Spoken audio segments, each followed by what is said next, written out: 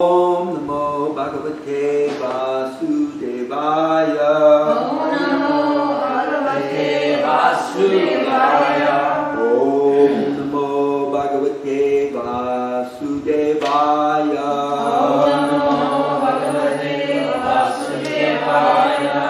Narayanam Namaskritya. Narayanam Namaskritya.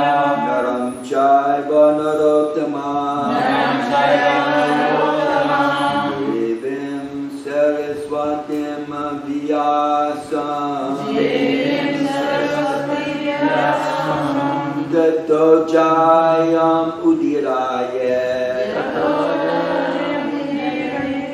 Before reciting the Srimad Bhagavatam, which is our very means of conquest, we first offer respectful obeisances unto the personality of God, yet Lord Narayana, unto Nayarayana Rishi, the supreme human being, Mother Saraswati, the goddess of learning, and Srila Vyasadeva, the author, by regular attendance and classes on the Bhagavad, and by rendering service to the pure devotee, all that is troublesome within the heart becomes destroyed to practically nil, and thus loving service unto the glorious Lord, who is praised with transcendental hymns, becomes established as an irrevocable fact.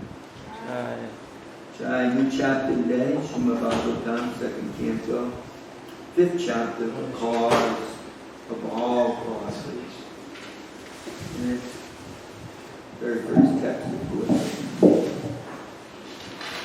Narado Vacha,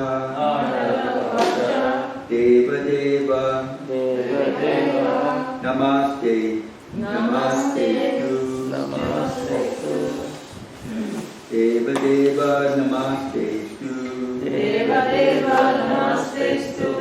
Buddha, Bhavana, Purvaja, Buddha Bhavana Purvaja, Tad Vijnaniti, Yad Jnanam, Tad Vijnaniti, Yad Jnanam, Atma Tattva Nidarshanam, Atma Tattva Nidarshanam, Naro Vacha, Deva Deva Namastestu, Buddha Bhavana Purvaja, Tad Vijnaniti Yajnanam, Atma Tattva Nidarshanam, Naro Vacha, Deva Deva Namastestu, Buddha Bhavana Purvaja, Tad Vijnaniti Yajnanam, Atma Tattva Nidarshanam, Narado Vacha, Deva Deva Namastestu, Buddha Bhavana Purvaja, Tad Vijnaniti Yajnanam, Atma Tattva Nidarshanam, Narada Vacha, Deva Deva Namastu say. Oh, what did I say? Namaste. Yeah, a little dyslexic there. Buddha Bhavana Purvaja, Tad Vijanahi Yajnanam,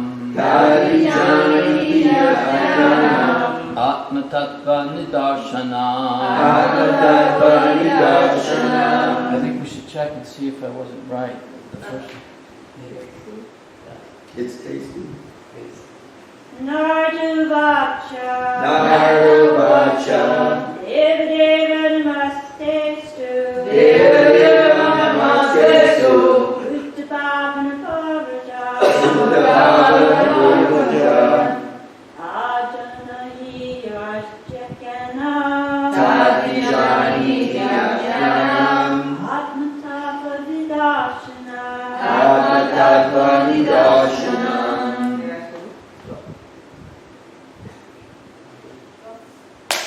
Narada Uvacha. Narada Uvacha. Deva Deva Namastestu. Deva Deva Namastestu. Bhuta Bhavana Purvaja. Buddha Bhavana Purvaja. Tadvijani Yajnanam. Tadvijani yajnanam. Atma Tattva Nidarshanam. Atma Tattva Nidarshanam. Narada Uvacha. Narada Uvacha. Deva Deva Namastestu. Deva Deva Namastestu. Buddha Bhavana Purvaja. Buddha Bhavana Purvaja. Tadvijani Tadvijani yajnanam. Atma Tattva Nidarshanam. Atma Tattva Nidarshanam. Narada Uvacha. Narada Uvacha. Deva Deva Namastestu. Deva Deva Namastestu. Bhuta Bhavana Purvaja. Buddha Bhavana Purvaja. Tadvijani Tadvijani yajnanam. yajnanam. Atma Tattva Nidarsanam. Atma Tattva Nidarshanam. Narada Uvacha. Deva Deva Namastestu. Buddha Bhavana Purvaja. Tadvijani yajnanam. Atma Tattva Nidarshanam. Anyone else? Okay, Narada Uvacha. Narada Uvacha. Sri Narada said, Narada said, Deva, Deva, of all the demigods, All the demigods. Deva, Deva. the demigod, The demigods. Namaha, Namaha. obeisances, Obeisances. Te, Te. unto you, Unto you. unto you is, A-S, Astu, Astu. or, Buddha, Buddha. Bhavana, Vandana.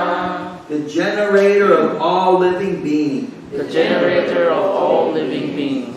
Purvaja, Purvaja. firstborn, Firstborn. Tatvijaniti. Tadvijani. Please explain that knowledge. Please explain that knowledge. Yajnanam, Yajnanam. which knowledge? Which knowledge? Atma Tattva, Atma Tattva. transcendental, Transcendental. Nidarshanam, Nidarshanam. specifically direct. Specifically direct. Sri Narada Muni asked Brahmaji, O chief amongst the demigods, O firstborn living entity, I beg to offer my respectful obeisances unto you.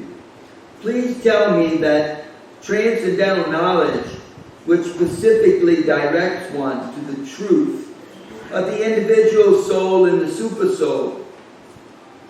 Please repeat.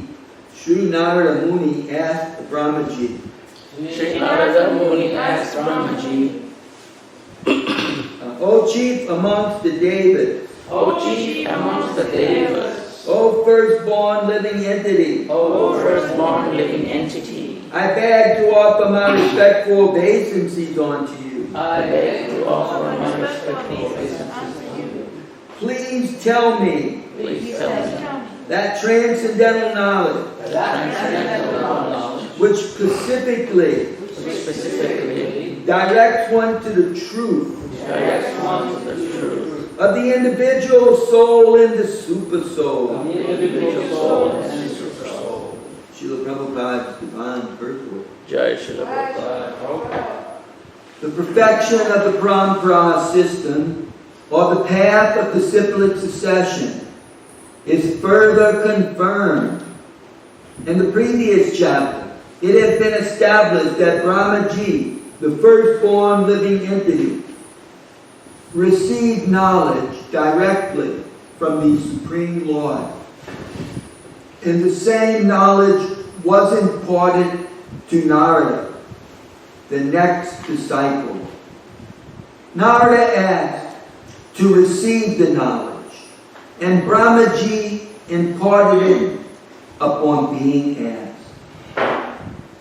Therefore, asking for transcendental knowledge from the right person and receiving it properly, and the regulation of the disciplic succession. This process is recommended in the Bhagavad Gita, chapter 4, verse 2.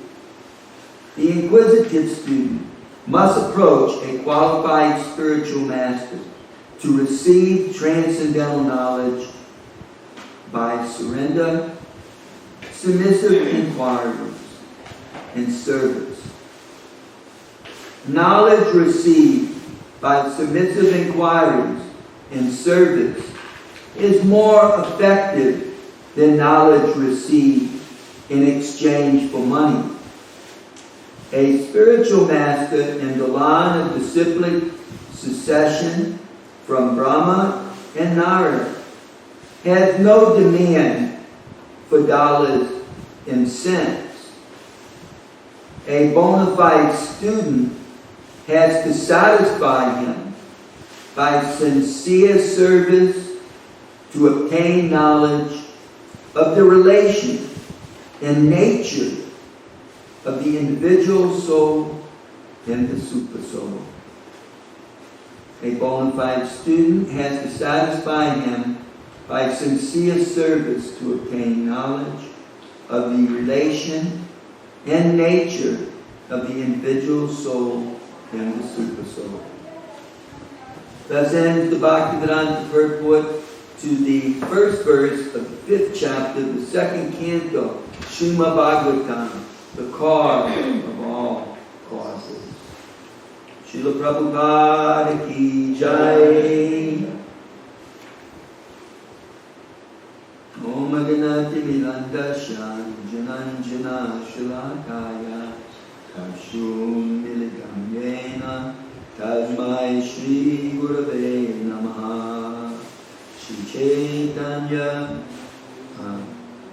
Chaitanya Manobhistam Stapitam Yena Bhutale Swayam Rupa Namayam Dadati Swapadantikam Ukam Kuroti Vachavam Pungam Lingayate Girim Yakripatamam Vande Shri Gurun Dinataranam Paramananda Madhavam Shri Chaitanya Ishwaram. So,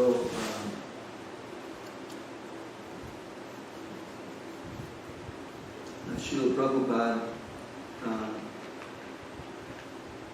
made a living like everyone in the world has to make a living, earning some wealth in order to support his family.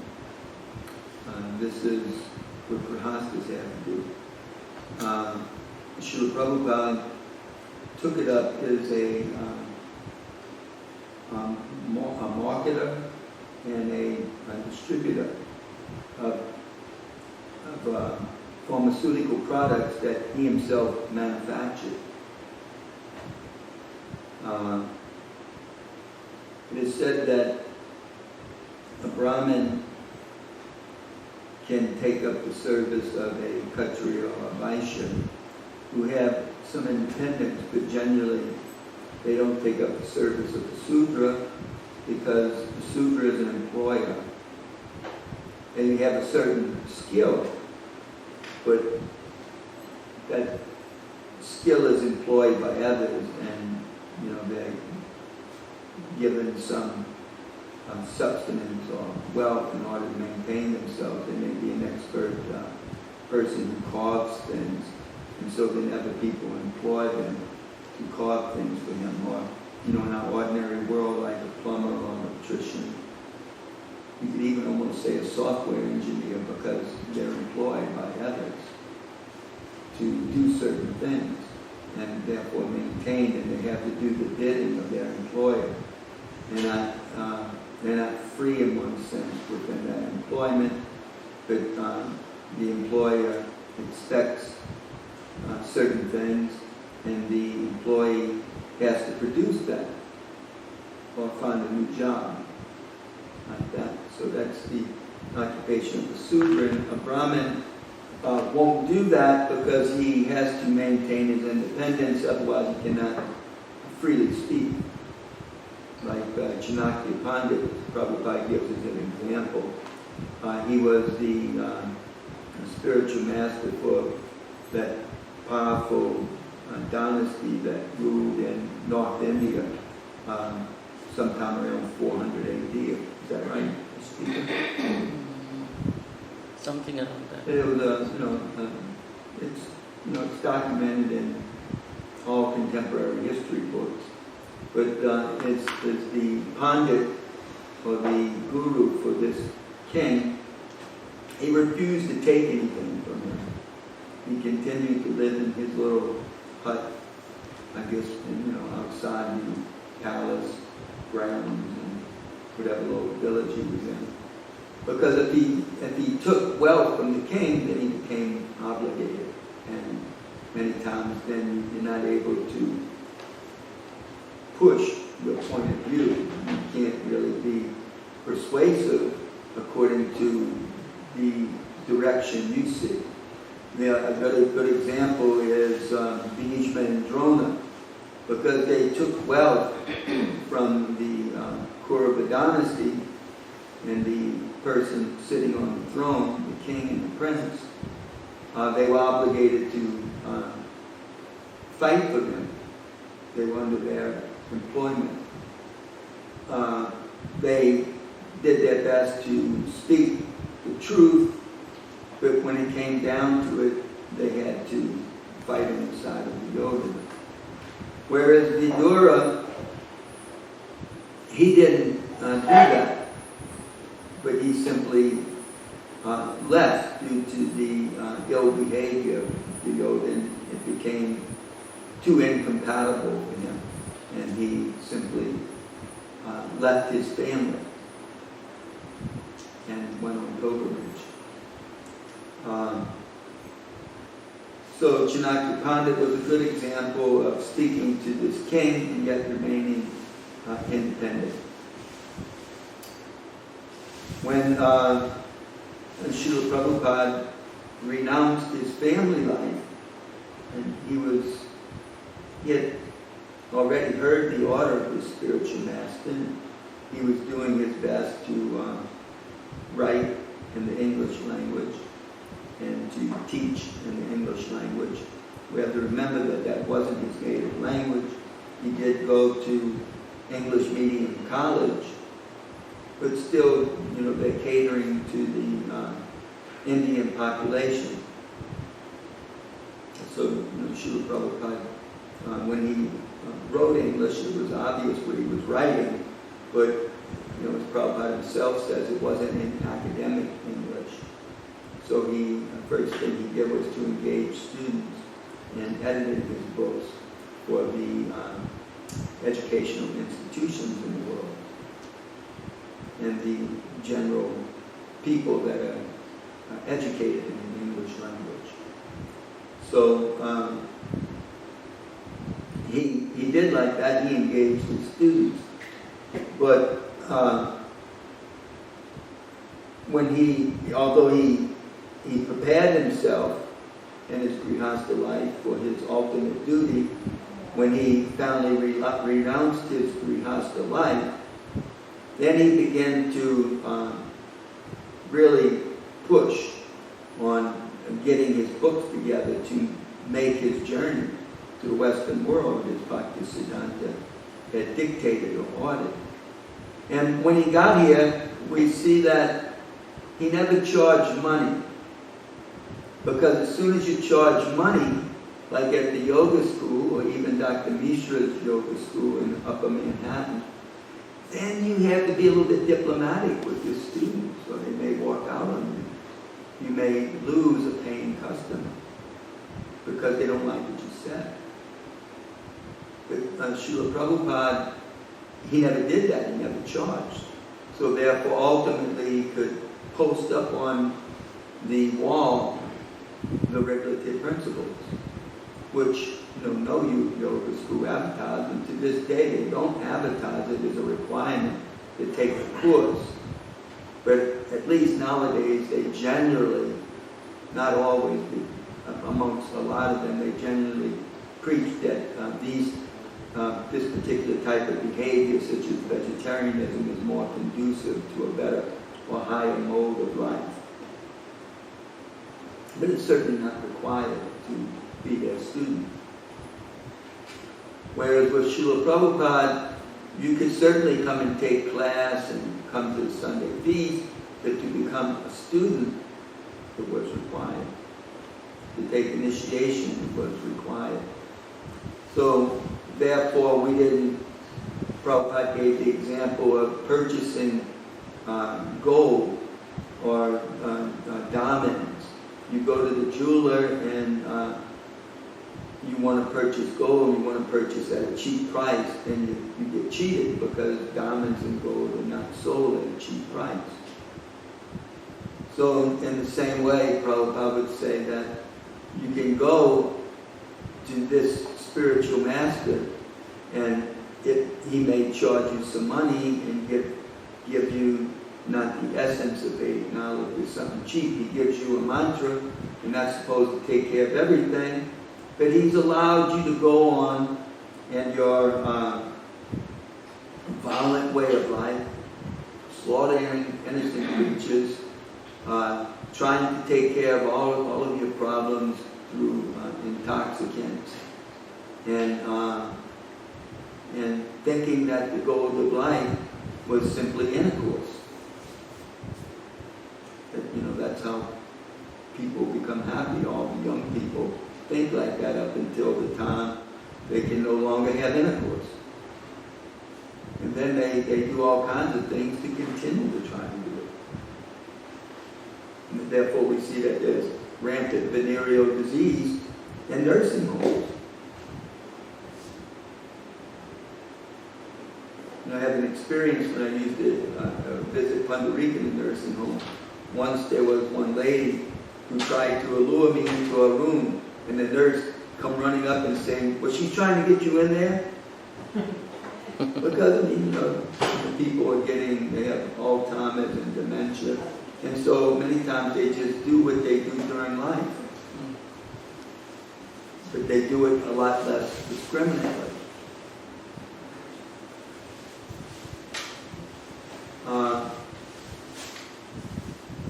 And they'll still do things throughout their whole life. They're old and feeble, even senile, and they still want to take the greatest risk to make money. Somebody will call them up and offer them something, and they'll mortgage their house to get it. Still willing to gamble for what? Just to get more wealth. Can't be satisfied with what they have. So Srila Prabhupada was, he was never like that. He was just the opposite. And he didn't care about the money. He cared about one being submissive to the instructions. You're to inquire submissively. Spiritual master tells you, then you're not supposed to fight with him or argue with him. I mean, even if you can't do it, you just kind of go home and say, oh, well, I can go back and ask, if it's possible to still go, even though I can't even follow those things. And spiritual master is very merciful, just like Srila Prabhupada used to let Shamasundra smoke cigarettes. he would try to get him to give up, one a day.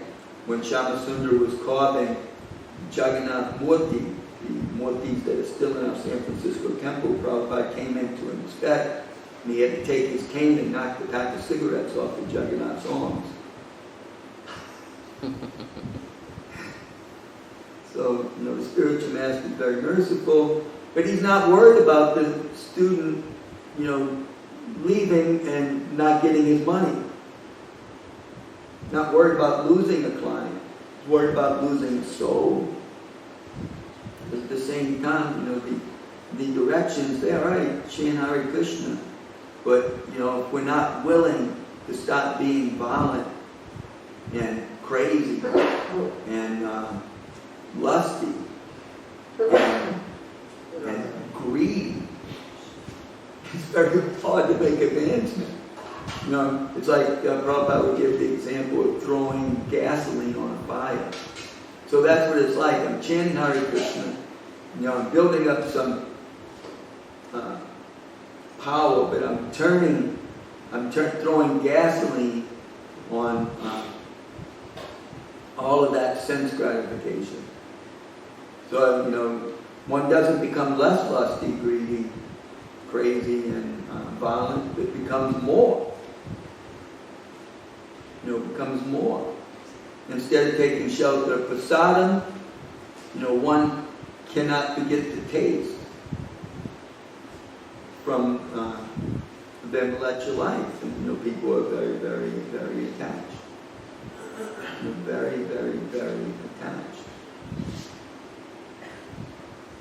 And so, they'll make all kinds of excuses. The Bible is scripture. The Bible ordains the eating of meat. Therefore, Srila Prabhupada says, you'll find so many contradictions in Shastras, because Shastras are very vast. It's a wealth of knowledge.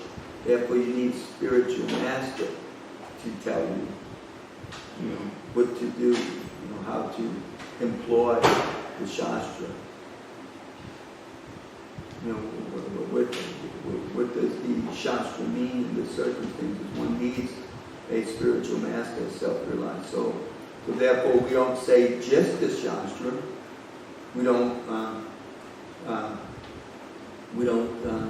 see everything only through the Shastra, but we see also through the eyes of the spiritual master and the sadhus, the unalloyed devotees of the Lord.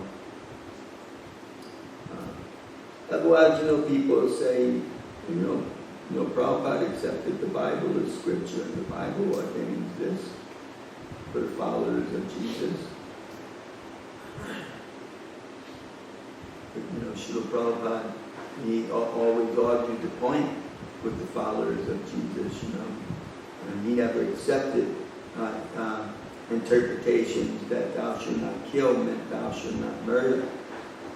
I never even mean that thou shalt not kill meant that one shouldn't simply make a practice of killing in life. Where in the Bible, everything we see we kill, that's the remedy, just kill it. With the life of men bounds, Prabhupada would even get on our case for exterminating insects, cutting down trees in the way. Things like that he chastised disciples for. You're not clean. And why'd you take that tree's life? It was living there.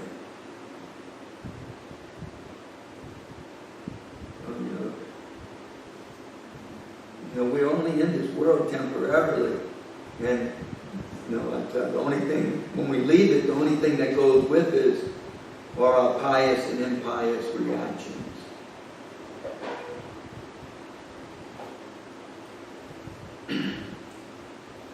So we can bring an end to having to accept those reactions by the practice of the science of devotional service.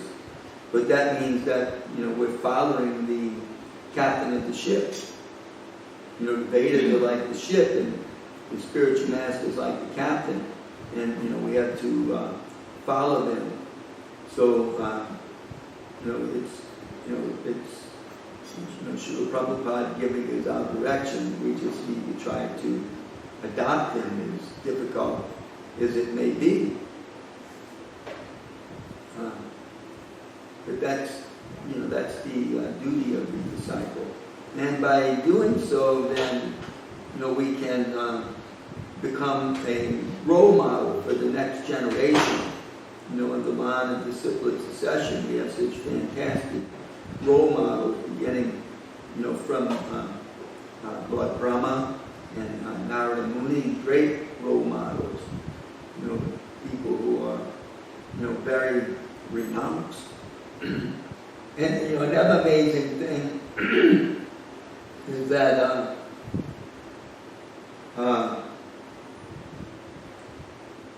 it would have been, very difficult for anyone to learn Krishna Bhakti and to gain knowledge of Vedanta if it wasn't for Lord Chaitanya. Because, just as people are very attached to their diets and their type of life that they live, they're also very, very attached to their systems of knowledge, whether it be academic or religious. And these are generally vast compilations with volumes of studies, presented by the previous acharyas or, the previous teachers. And people are, very attached. So, who would have learned in the line of disciplic succession if it wasn't for Lord Chaitanya? Because those lines were locked up in certain languages, and one had to come to line like a dynasty to be a part of it. Otherwise, the culture and the ritual and the language is generally too foreign to people.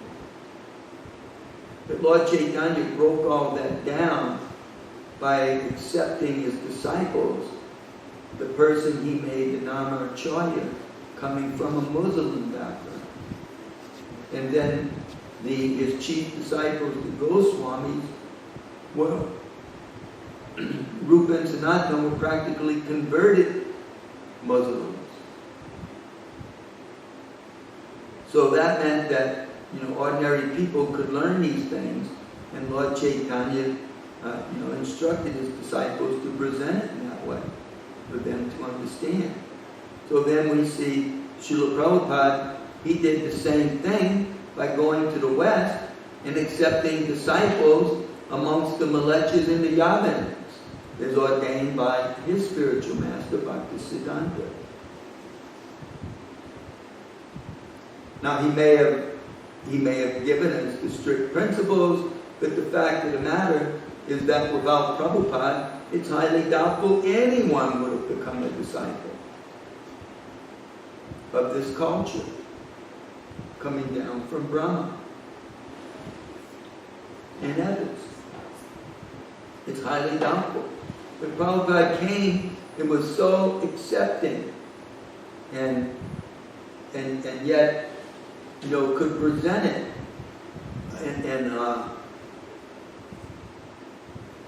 in a way that influenced the people that heard him, or influenced his disciples, persuaded them,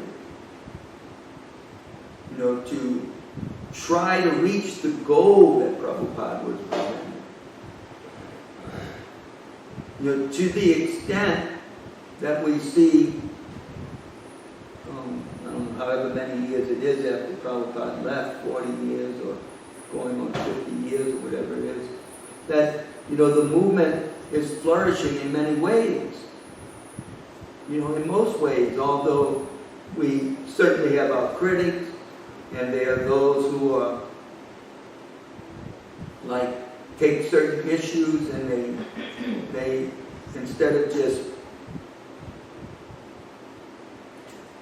seeing that issue as separate, they think that everything has deviated from the original Prabhupada. There's actually disciples of Prabhupada who think like that. Oh, everything's been lost. It's just, the good old days are the only days when Prabhupada was here, because, everything now is, become, that it's been deviated.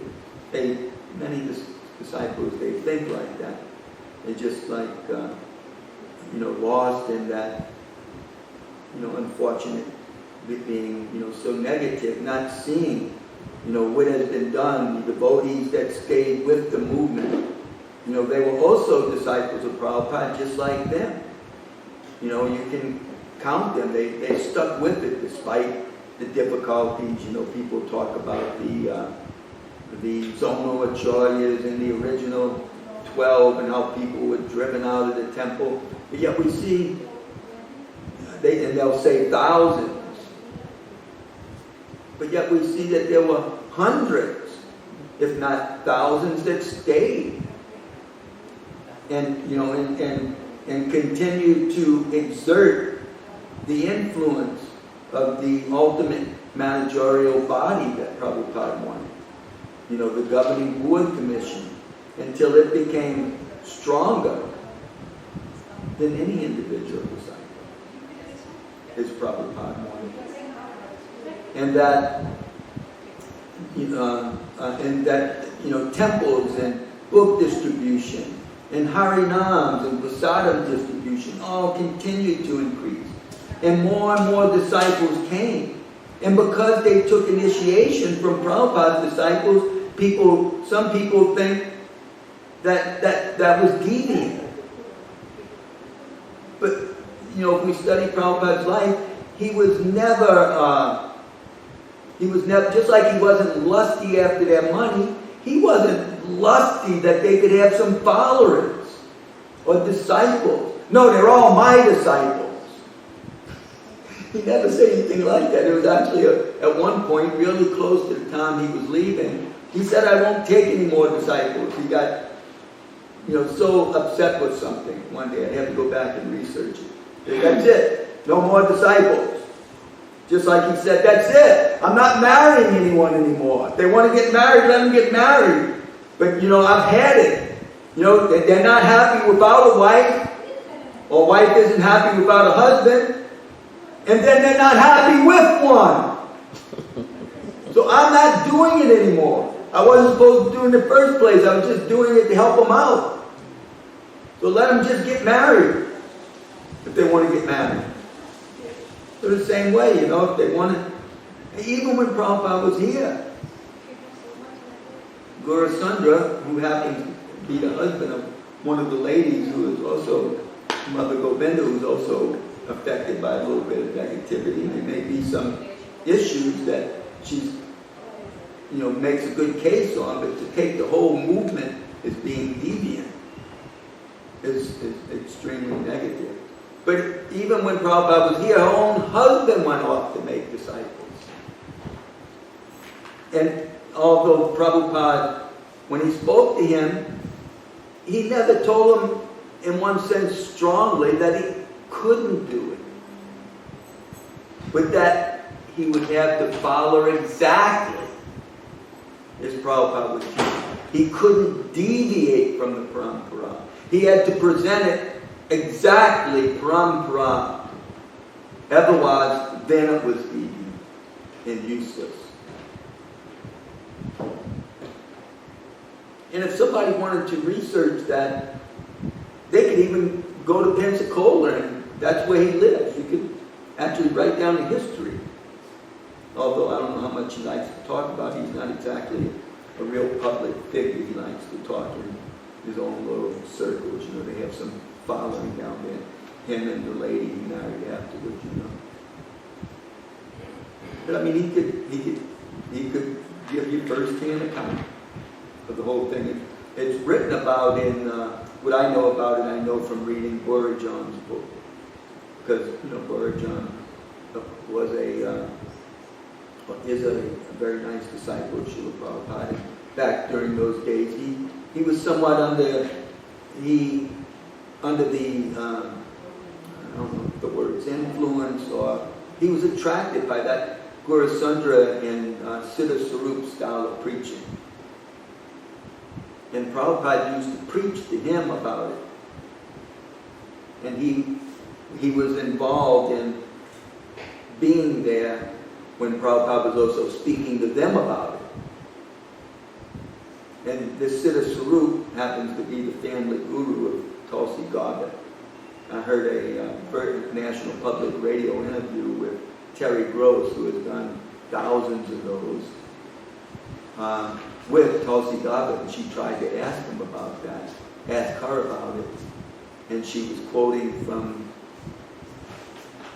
some people who had previously tried to do interviews about it, and Tulsi Gabbard felt offended that she was not asking her direct things about herself, but was trying to quote people who she felt was simply trying to present her past in a dirty way.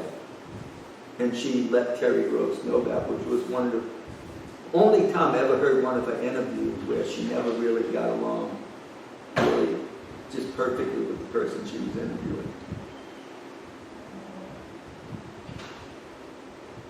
And I think she thought as a researcher she was presenting it and she wanted to hear her answers, that Tulsi Gabbard became somewhat offended by the way she was conducting the interview at that point. So anyway, that's who that Siddha Sarup, that's who he happens to be. When they speak about him in the American press, they only use his legal name, Chris something. I can't remember. It's a common name, Chris Polak or something like that. He was from New Orleans actually, before he moved to Hawaii. A lot of his disciples, though, like Pushkar was. Pushkar, Madhuha. When he surrendered to Prabhupada, he surrendered all of his disciples, all of their money, so many things. He surrendered. Then, he encouraged them. And even to this day in the American press, they call him an offshoot of the Hare Krishna movement. But, he still tries to, they all chant Hare Krishna, he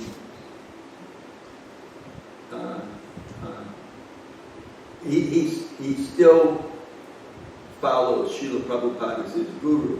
And that's why you see Tulsi Gabbard go to our temples and attend our Rath Yatras and be sworn into her different offices on the Bhagavad Gita and generally Prabhupada's Bhagavad Gita. She did, I didn't see the talk she did in LA, but the one in New York where she did a kirtan, at the beginning of the end, she said, Divine Grace A.C. Bhaktivedanta Swami Prabhupada Ki Jai. Well, at the end of that interview with National Public Radio, which made it come off pretty good, was then finally, she was saying, why don't you ask me about my religious life? And so then Terry Gross says, all right then, what about your religious life? And so she gave this very succinct, like 1 minute to 2 minutes, it was an extremely short amount of time, where she explained her religion, this Gaudiya Vaishnavism, and she did it, very excellent explanation. You have the American public listening to this. This is the person who just become the 12th member of the Democratic debates for people running for president. And so there's thousands and thousands and thousands of people listening. And so they're getting in it. And, before when I would preach, it's very hard to use the words, I'm a Gaudiya Vaishnava, because generally nobody has even heard those words. You're a Gaudiya God. What is a Gaudiya Vaishnava? Most people can't even say it. Maybe not most, but a lot. But yet, here she is, she's using these terms, and then she tells them what it is in a very simple way of, love for God and love for all creatures. And her political platform is, bring it into the wars. Bring the money home, bring the people home. Yeah, and along those lines, it's not exactly, well, I have 2 points. Well, I don't want to just stick on her, but bringing it up as far as, line of disciplic succession and some of Prabhupada's disciples feeling that, the movements went to hell. But yet, from my point of view and the movement's point of view, and from Prabhupada's point of view, the movement is flourishing. There may always be an issue here or there that devotees are trying to make better, such as, the controversy of change of books. But it's not that everybody's got their headness in it. There's just a lot to be said about all that. So the point is, parampara and Vana discipline succession, that we have to take it. Prabhupada gave the example of handing the mangoes down from the tree so they don't get bruised. So the knowledge has to be handed down exactly. And Prabhupada was not afraid of, he wasn't going to change things for anyone. But his presentation was perfect. He adopted it from Srila Bhaktisiddhanta, and that's what he expected his disciples to do, and that's what he expected them to teach. And our ISKCON world is going on. We haven't cheapened it. We're not trying to make a bunch of disciples simply for money. It's actually harder today to get initiated than it was back when Prabhupada was here. A lot more, I guess you could say a lot more requirements. There's certainly more requirements. There's more expected. It takes longer. With the speak of taking sannyas, or with the speak of even becoming a GBC, you can't just be appointed. Prabhupada simply appointed people. But nowadays, it's like a very difficult thing to assume different roles. They do their best to qualify the student, and then they have very high expectations. So we see that the movement is progressing, and we take issue with those disciples who are simply become overwhelmed with negativity concerning it. Where would the movement be if everyone had become negative? There wouldn't have been any movement. Speak of Prabhu.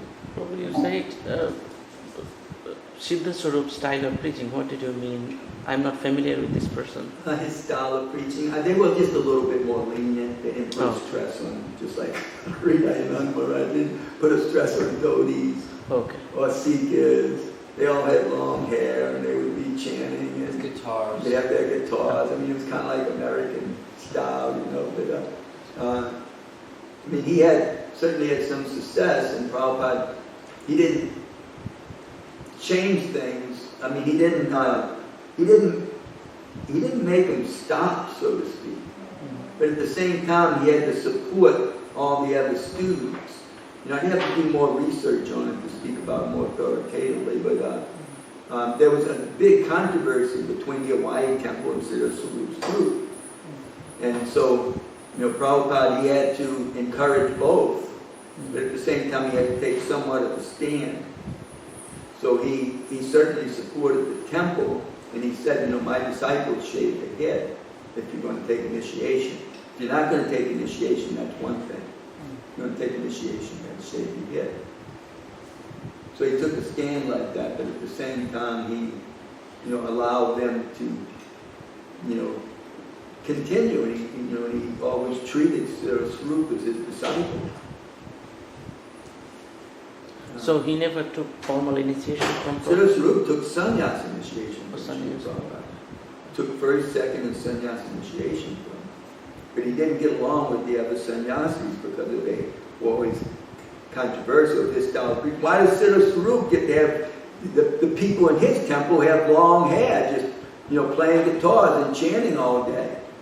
And Siddha Swarup would say, well, I don't send them out to cheat people out of money all day long like you do. So you can imagine the tension.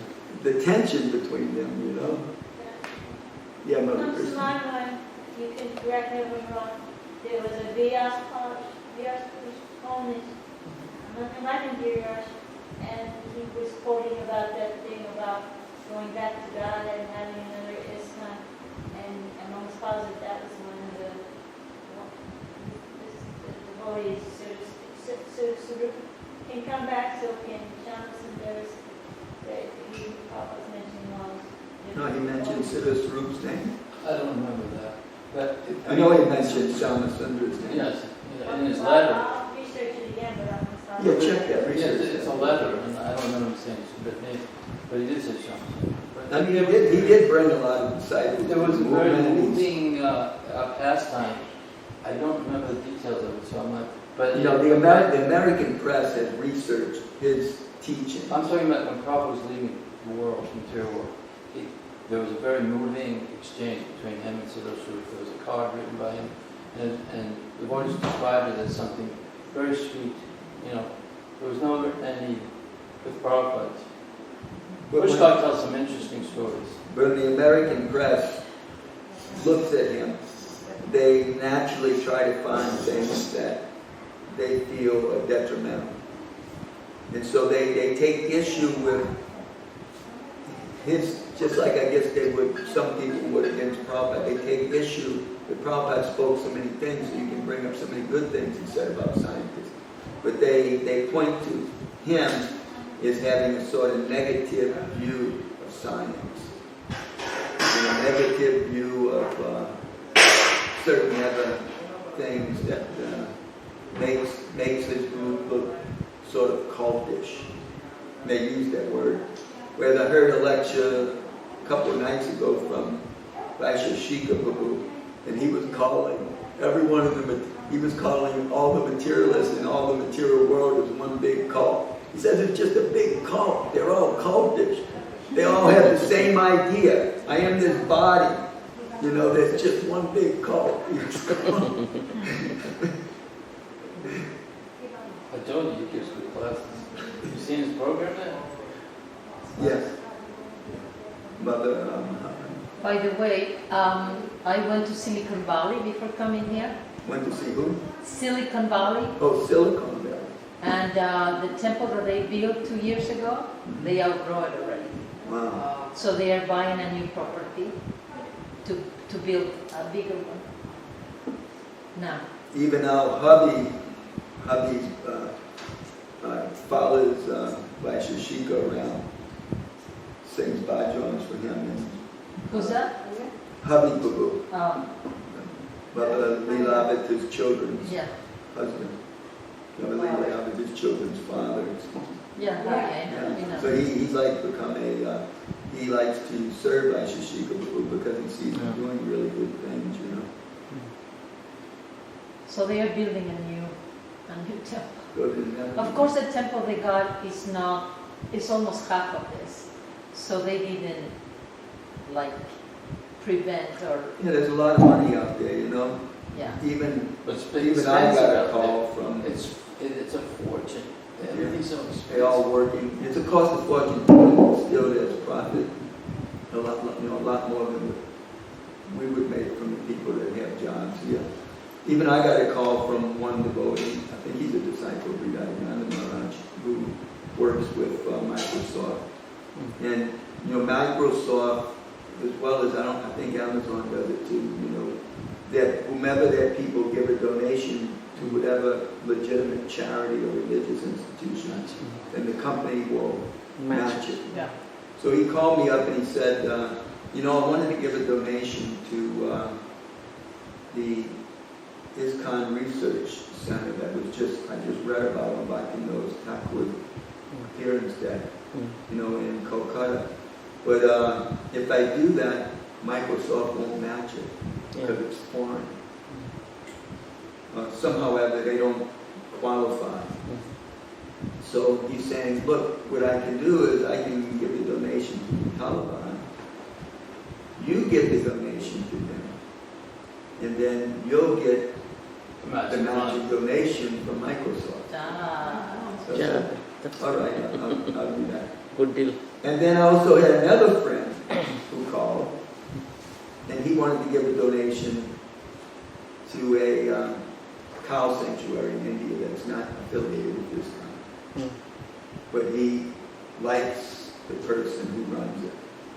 But he said, if I give it, I can't take a tax credit for it.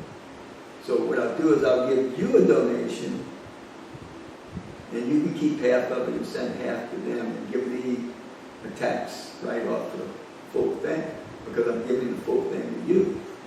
And you can donate if you want, but I'm requesting you that for me to give the donation, you have to donate half to this cow sanctuary in India. So we're legally laundering donations. And you say it publicly. Huh? And you say it publicly. Well, yeah, it's nothing illegal about it. I mean, even Donald Trump says he legally evades taxes.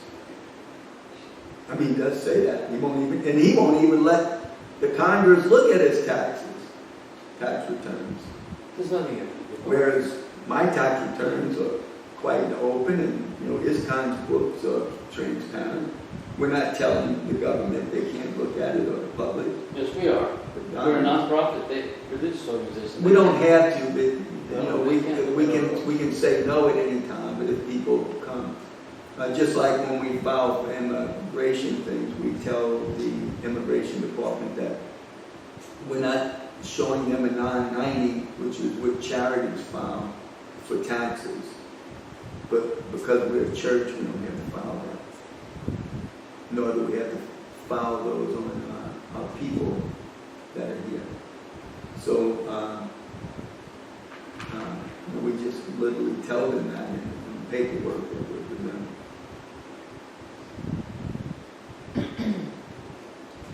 And just to tell you the level of money that there is there in that area, Silicon Valley, Santa Cruz, and all those places, even San Diego,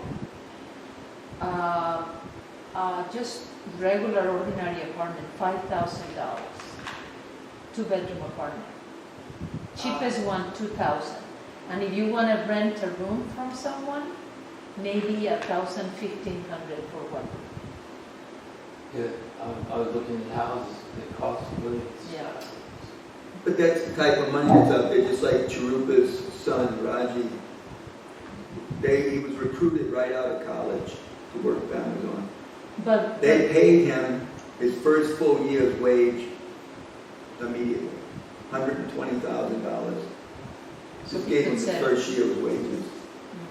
Because he would have to rent an apartment that would be probably around $2,500, which means, $24,000, $30,000 just to rent his apartment to live there.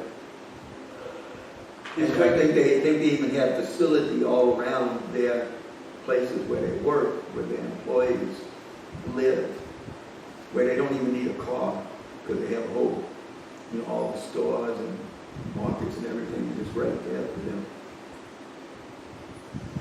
They donated, the last few years, $500,000 to the BBT. They actually, because they have book distribution. They're the only ones in the history of North American book distribution, and it's only been within the last 2 years that have ever distributed more books than the Los Angeles Temple. And the Los Angeles Temple is still increasing. But, Vaisheshika Prabhu got his group. So I think it was, maybe last year was the first time, this year will be the second time, distribute more books than the LA Temple. I heard him say there was 3 temples that distributed, did 500,000. 2 of them are in India. One of them was, I think, in Delhi, Gopal, Krishna Maharaj. The other one was with Lokanath, and then Silicon Valley. I don't know what year it was. I don't know if it was Last year. Was it last year?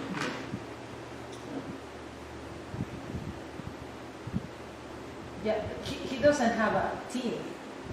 The whole community is. They have a team. The whole community is the team. They don't have like just a full-time book Like distribution temple, part. because I'm saying Los Angeles Temple, they got 5, 6. Right. That is a team. His slogan is a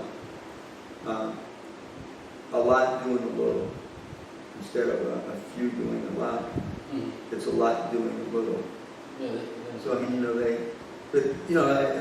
you hear devotees that say things like, I want to do more. I want to do more, but my body and mind can't keep up. And it's frustrating. What can be done about it? And, then Vaisheshika will say something like, that just means, that how dear one becomes to Krishna, that they want to keep serving even though the body and mind cannot. So, when you give up this body and mind, then Krishna will reward you with a body and mind that can keep up with this service attitude and service disposition and service desire. So I heard one of his disciples saying like that. And I want to do more.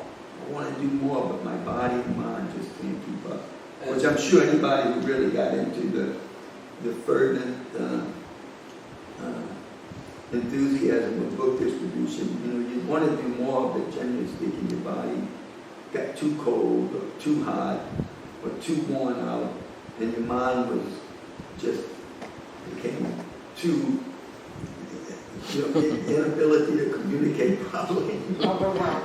Overwhelmed that you couldn't continue. I remember one time Charupa pushing me out the door so much that I was almost offended, that it was like he was mad.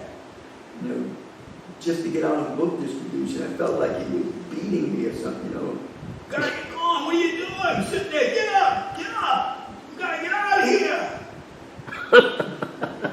The thing about also Vaisheshika is that they're all Indian Americans.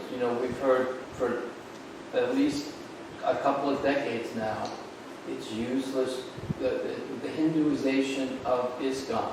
These people are Indians. They've come from India. They're not religious workers, but they've come from India and gotten good jobs, and now they and their children are coming to his program, and he's their teacher, and they're his students. He's teaching Prabhupada's teaching. That's it, exactly. And So it's not a Hinduization of ISKCON, at least amongst them. There may be some cases where one may legitimately worry about that, but there you have the perfect Prabhupada's perfect Siddhanta being taught and presented, and they're excellent preachers. You can say ISKCONization of Hindus. Yes. I'm sure a lot of Orthodox Hindus say like that, I came back from one program a couple of years ago from Tuscaloosa. One devoted, I told him, it was about there's 100 people there. They were all Indians? I go, yeah, it's wasted time.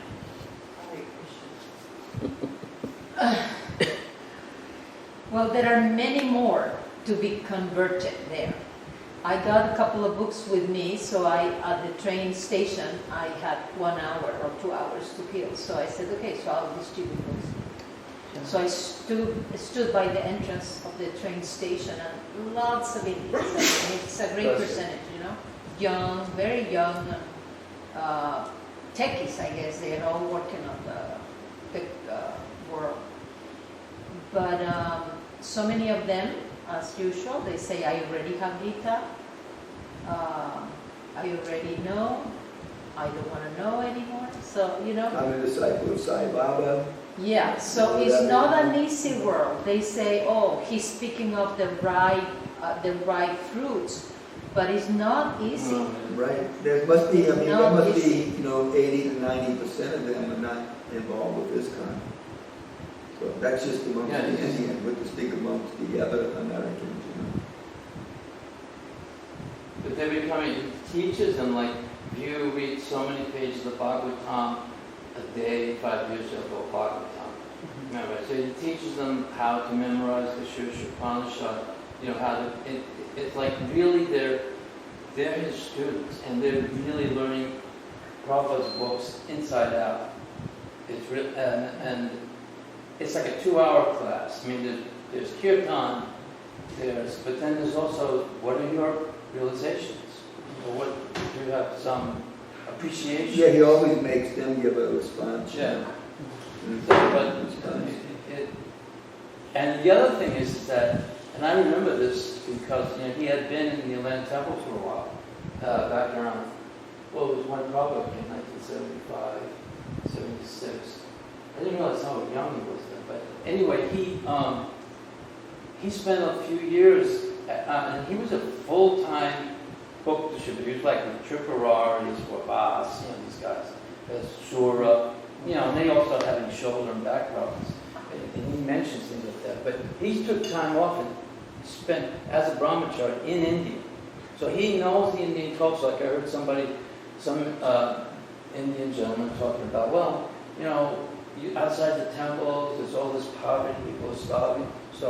He says, I'm just having problems with your premise because I've traveled all over India, and every temple I've ever been to, every Krishna temple I've been to, ISKCON or not, they are feeding hundreds and thousands of people. There's this image of, in other words, this man is saying, what is the value of this? How can God is allowing so much poverty in India? It's not like that. Not at all. There's poverty in India, just like there's poverty here. If you go to any of the Krishna temples, there's no starvation. There's that one temple, Jagannath Puri, how many people they feed every hour? And what is it, Tirupati? How many people they're feeding every hour? So he is able to, because he spent so much time in the culture, living there as a brahmachari, traveling all over India. He talks about how sometimes him and his friends would travel all night by train to get to one temple, just to have one type of sweet that's famous, from this one temple. He said each temple has their own unique thing. And you'll travel all night just to go get that. By the way, Sura Prabhu was also in Tijuana Ratha Yatra. He's very sick. Is? Yeah, he's been having dialysis for a long time.